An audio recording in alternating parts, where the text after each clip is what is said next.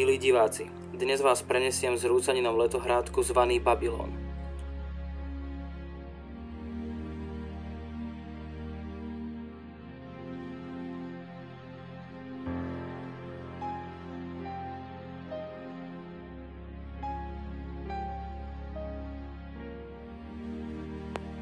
História sa spája s kaštieľom v Brodzanoch, neďaleko Partizánskeho.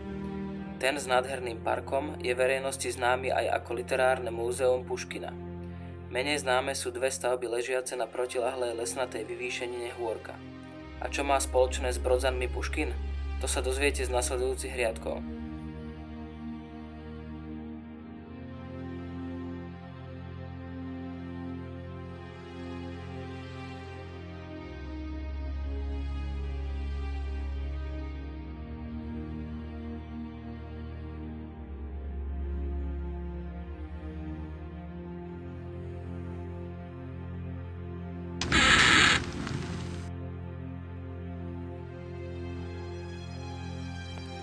Hoci treba priznať, že Puškin sa do príbehu dostal skôr ako povestný Pilát do Kréda. Kaštieľ samotný má históriu, ktorá siaha do prvej polovice 14. storočia. Súčasnú renesančnú podobu však nadobudol až na samom konci storočia 17.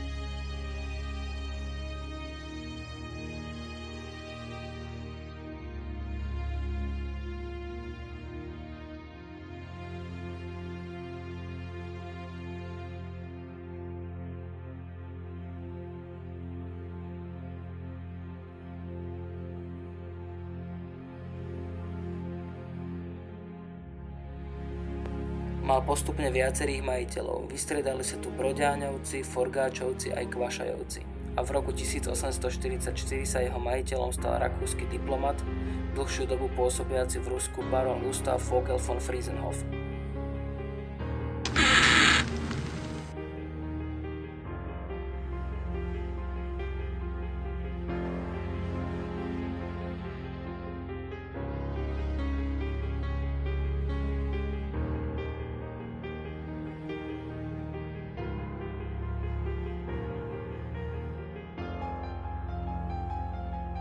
Do Brodzian prišiel po 8 rokov trvajúcom pôsobení v Petrohrade s manželkou Natáliou, sesternicou Puškinovej manželky Natálie Gončarovovej a štvoročným synom Gregorom.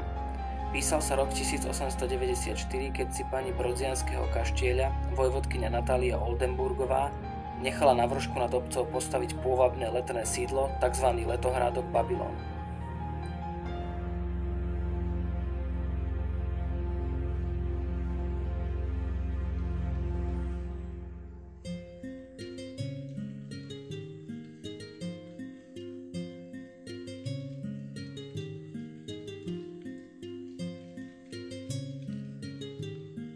Pán Miloš Kapsiar, ktorý ma svojho času sprevádzal pri obhliadke miestnych pamätihodností, mi o stavbe sprostredkoval niekoľko informácií, ktoré kolovali medzi miestnymi pamätníkmi.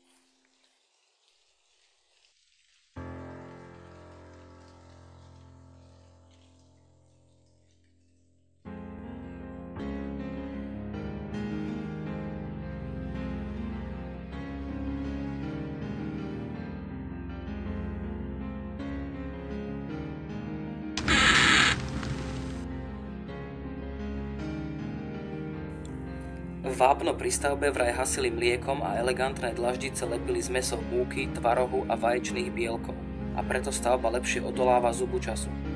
Letohrádok, ktorý pôvodne volali Pavilón, no služobníctvo názov skomolilo na Babylon, pretože pánstvo prevažne hovorilo nemecky a francúzsky, bol plný obrazov namaľovaných Natáliou, vzácneho nábytku, hudobných nástrojov, množstva kníh a umeleckých diel. Na terase bol dokonca veľký hviezdársky ďalekohľad. Talianski architekti dokončili stavbu až v roku 1911.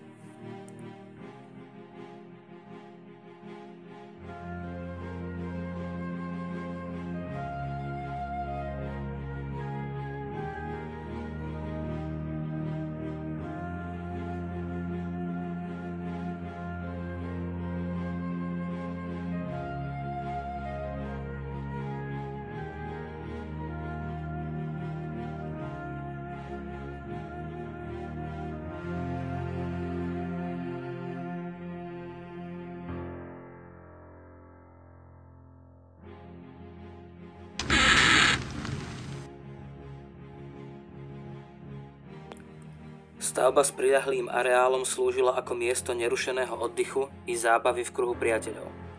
Natália Oldenburgová, hovorili jej pani Osvícená, bola dcérou Alexandry Gončarevovej, švagrinej Puškina, s ktorou Puškin udržiaval viac ako len švagrovský vzťah, hoci si za manželku zobral jej mladšiu sestru Natáliu.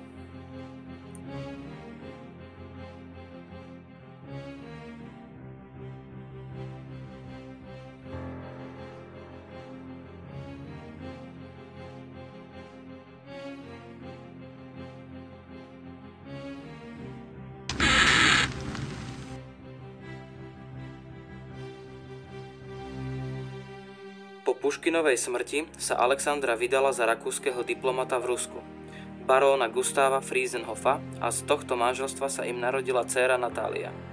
Barón Friesenhof vlastnil okrem majetkov vo Viedni i kaštiel v Brodzanoch. Rodina žila striedavo vo Viedni a v Brodzanoch.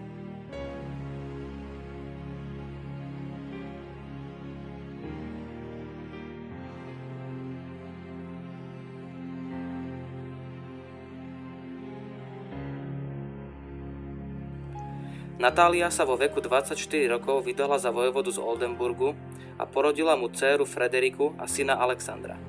Pre veľké finančné problémy sa Natálíina matka Alexandra nervovo zrútila a presťahovala sa z Brodzian do Viedne.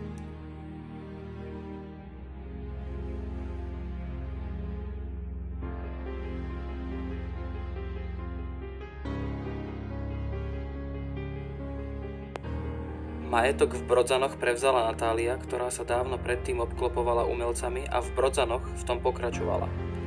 Zopár miestnych obyvateľov dodnes živo spomína, ako vojvodkyňa organizovala na lúke vedľa letohrádku majálesy.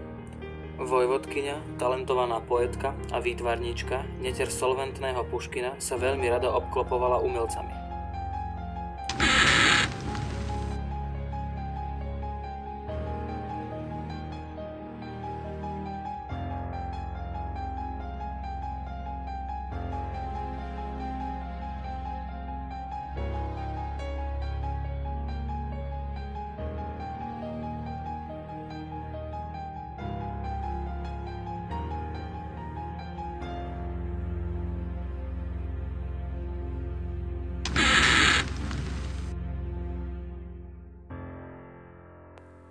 Na lúke pri letohrádku usporadúvala oslavy, majálesy a iné podobné podujatia. Najmä v pokročilejšom veku, keď už na zábavy nebolo ani chuti, ani peňazí, sa u nej prejavili i silné filantropické sklony. Aby mohla pomáhať chudobným, rozpredávala dokonca rodinné šperky.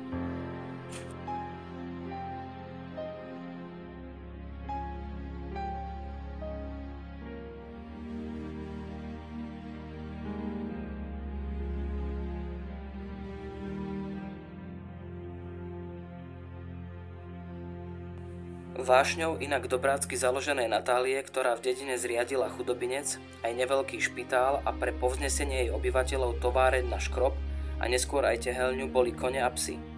Rada jazdila a pre svojich miláčikov zriadila aj zvierací cintorín, ktorý sa nachádzal medzi letohrádkom a kostolom a jeden z prvých v našich končinách. Tvrdila, že nebyť jej psov, dávno by zabudla, čo je vďačnosť a vernosť.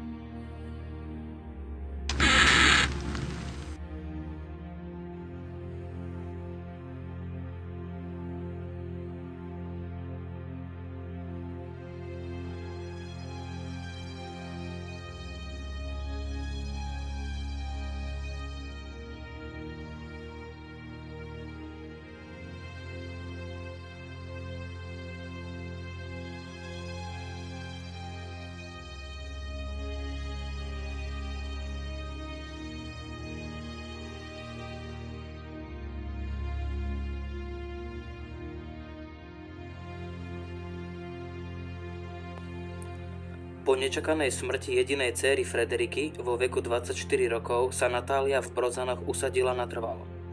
Podieľala sa na zveľaďovaní obce a snažila sa pomáhať chudobným i v čase, keď sama nemala.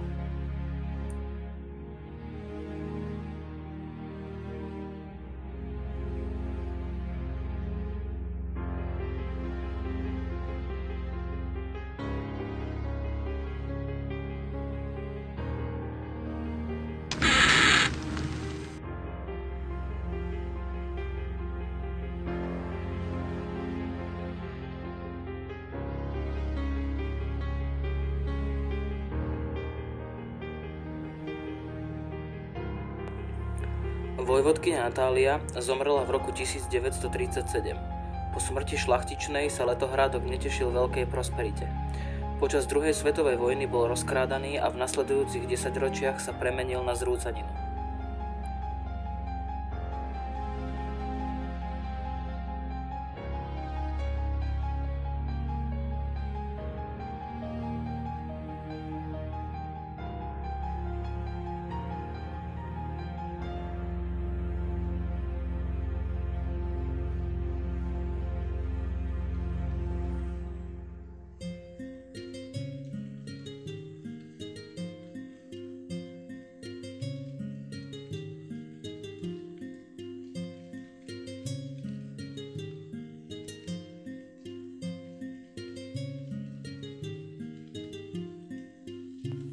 Podobne dopadol aj spomínaný cintorín. Jeho mramorové náhrobné kamene podľahli miestnym vandalom, ktorí sa po skončení druhej svetovej vojny spolu s komunistickým režimom postarali o súčasný vzhľad týchto pamiatok.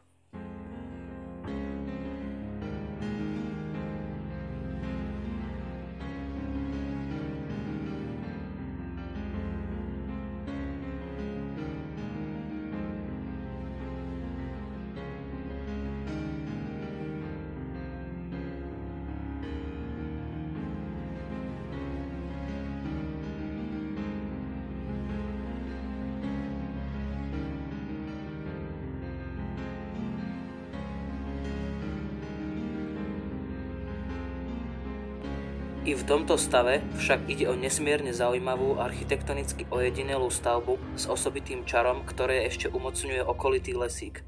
Letohrádok Babylon je prístupný po chodníku z obce Brodzany.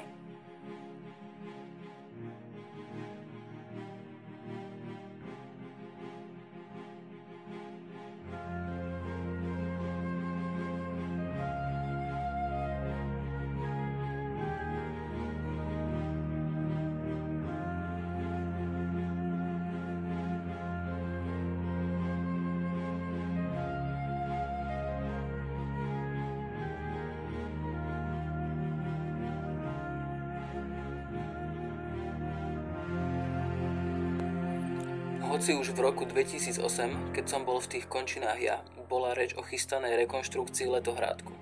Obávam sa, že je stále v rovnako zuboženom stave ako vtedy. Napriek tomu toto romantické miesto stojí za pozornosť a prípadnú návštevu.